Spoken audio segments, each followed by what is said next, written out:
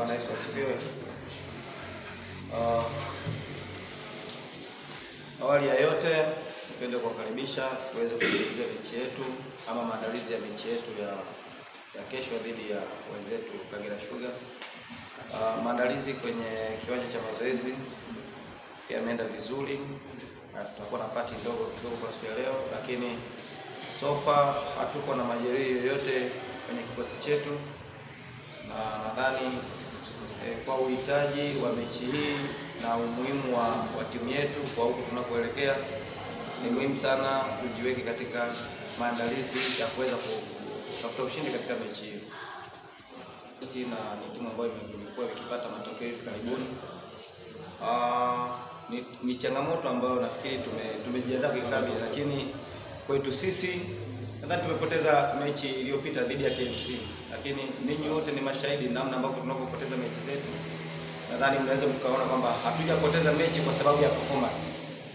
Tuna takriban mechi karibu 4 ambazo tunazipoteza sio kwa sababu ya performance ya kwetu. Ukiangalia mechi ya KMC, mechi ya Fountain Gate, ukiangalia marudio ya mechi zetu unaweza kuona si kwamba tunaangushwa na performance, lakini wakati mwingine timu nyingine ya upande wa tatu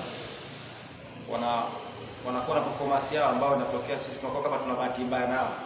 Kwa hiyo sisi haituumizi sana kwa namna kama unapoteza mechi kwa namna ile, sio kwamba umeperform vibaya ama hujascore ama hujafanya nini, hii haituumizi sana. Lakini so far so good ni kwamba tunataraji kuwa na mechi nzuri yenye ushindani wa hali ya juu, kwa sababu kwamba ya Beto iliyoko huko chini.